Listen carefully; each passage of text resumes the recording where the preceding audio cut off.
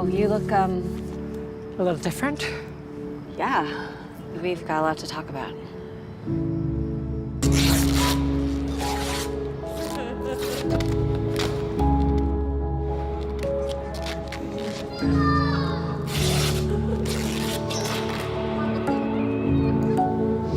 Hey everyone, I'm Quinn Marie with Hollywood First Look, and today we are talking to the director and stars of the new film, See You Then. Thank you so much for taking the time to talk with us, and congratulations on the film. Mari, let's start with you. Just tell us a little bit about why you decided to write. You were the writer and the director of this film, so tell us a little bit about why you decided to write this particular story and what you wanted to accomplish with this film. Well, I had always had the dream to direct ever since I was in high school, and I had written a number of scripts that were very proud of, but they're also budgetarily totally outside the limits of a first-time director. So I really wanted to tell a chamber piece about two performers, and I was kind of coming to terms with my own history, my past, and how I had gotten to where I was, and the work-life balance, and sort of the themes that Kris and Naomi are experiencing.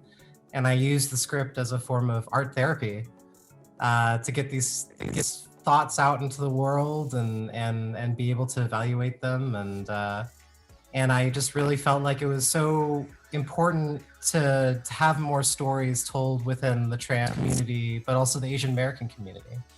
And I was so fortunate to have the most amazing actors in history on my side.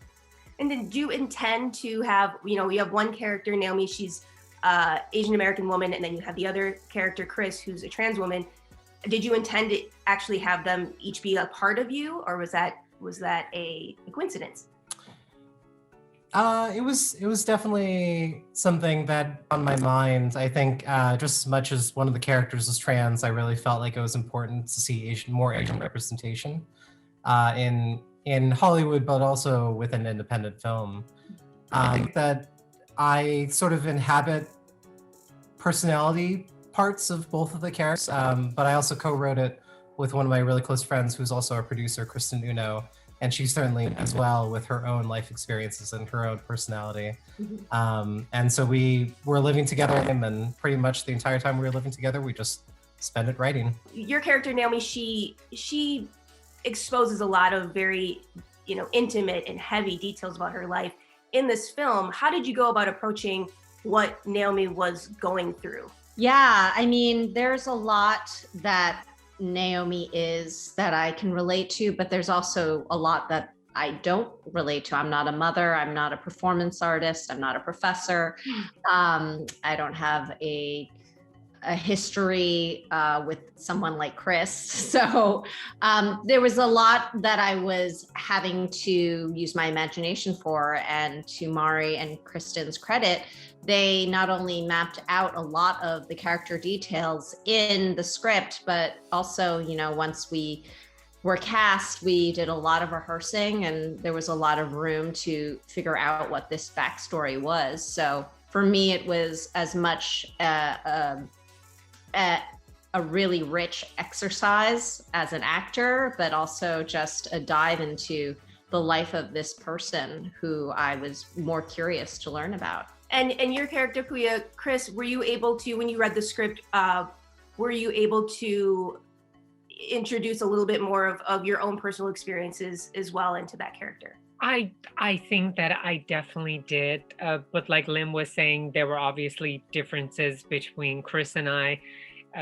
It's like certain personal factors, but that same sense of being lost, feeling that there's a portion of your life that you'll never get back, this sense of guilt and shame and the dark times to get to the light. I definitely identified with that in my own way.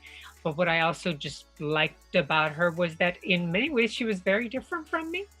And I wanted to do an honor to the character as opposed to, oh, this is just Pooya as Pooya is, just in a different wardrobe. That part of it was very important to me, that how she carries herself was different from me, and I wanted that to be authentic to the character. Do you think that in the end, Kris feels bad for Naomi, or did you feel like she felt jealous? or both? I feel that it goes through stages, that she comes into it with a sense of guilt and envy. I feel that she envies, but by the end, I feel each one of them, because of what they've gone through, they have kind of a catharsis because they are forced to look at their lives as it is, as opposed to how they thought it would be or how it should have been. And as a human being, I know that when you get to the point that you can actually look at your life for what it is and appreciate it, that can be a moment of joy and celebration. It's very weird to feel that there's going to be celebration at the end of this movie, but I think each one of them, I feel, has a sense of freedom by the end that they definitely don't have at the beginning. Be sure to check out See You Then, premiering at South by Southwest online. I'm Quinn Marie, and you've been watching Hollywood First Look. Wow, you look a little different. Yeah, we've got a lot to talk about.